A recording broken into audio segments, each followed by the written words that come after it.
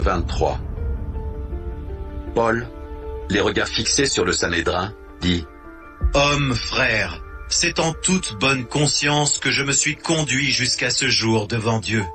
Le souverain sacrificateur, Anania, ordonna à ceux qui étaient près de lui de le frapper sur la bouche. Alors Paul lui dit: Dieu te frappera, muraille blanchie. Tu es assis pour me juger selon la loi, et tu violes la loi en ordonnant qu'on me frappe. Ceux qui étaient près de lui dirent: Tu insultes le souverain sacrificateur de Dieu. Et Paul dit: Je ne savais pas, frère, que ce fût le souverain sacrificateur. Car il est écrit, tu ne parleras pas mal du chef de ton peuple. Paul, sachant qu'une partie de l'assemblée était composée de Sadducéens et l'autre de pharisiens, s'écria dans le Sanhédrin: Homme, frère, je suis pharisien, fils de pharisien. C'est à cause de l'espérance et de la résurrection des morts que je me suis mis en jugement.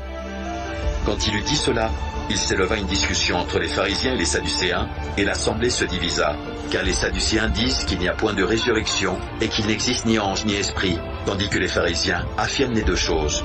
Il y eut une grande clameur, et quelques scribes du parti des pharisiens, s'étant levés, engagèrent un vif débat et dirent: Nous ne trouvons aucun mal en cet homme. Peut-être un esprit ou un ange lui a-t-il parlé. Comme la discorde allait croissant, le tribun, craignant que Paul ne fût mis en pièces par ces gens, fit descendre les soldats pour l'enlever du milieu d'eux et le conduire à la forteresse. La nuit suivante, le Seigneur apparut à Paul et dit: Prends courage, car de même que tu as rendu témoignage de moi dans Jérusalem, il faut aussi que tu rendes témoignage dans Rome. Quand le jour fut venu, les Juifs formèrent un complot et firent des imprécations contre eux-mêmes, en disant qu'ils s'abstiendraient de manger et de boire jusqu'à ce qu'ils eussent tué Paul. Ceux qui formèrent ce complot étaient plus de 40, et ils allèrent trouver les principaux sacrificateurs et les anciens, auxquels ils dirent: Nous nous sommes engagés avec des imprécations contre nous-mêmes à ne rien manger jusqu'à ce que nous ayons tué Paul. Vous donc maintenant, adressez-vous avec le Sanhédrin au tribun pour qu'il l'amène devant vous, comme si vous vouliez examiner sa cause plus exactement. Et nous, avant qu'il approche, nous sommes prêts à le tuer.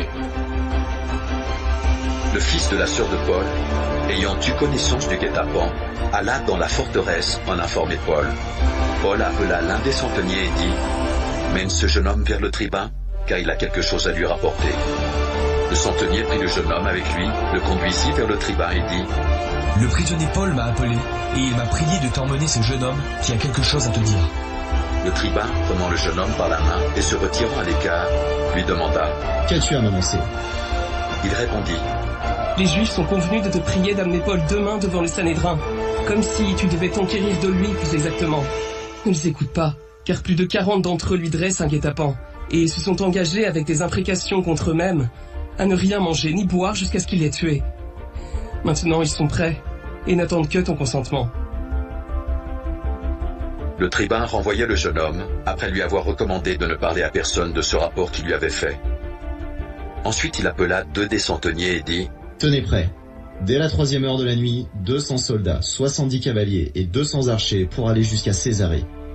Qu'il y ait aussi des montures pour Paul, afin qu'on le mène sain et sauf au gouverneur Félix. Il écrivit une lettre ainsi conçue: Claude Lysias au très excellent gouverneur Félix, salut. Cet homme, dont les Juifs s'étaient saisis, allait être tué par eux, lorsque je survins avec des soldats et le leur enlevai, ayant appris qu'il était romain.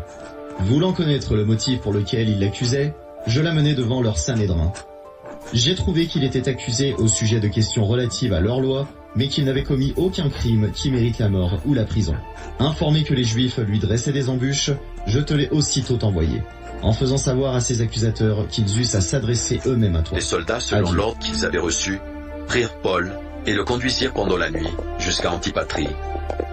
Le lendemain, laissant les cavaliers poursuivre la route avec lui, ils retournèrent à la forteresse.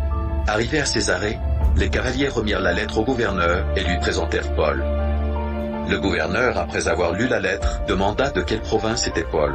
Ayant appris qu'il était de la Cilicie, Je t'entendrai quand tes accusateurs seront venus. et il ordonna qu'on le gardât dans le prétoire d'Hérode.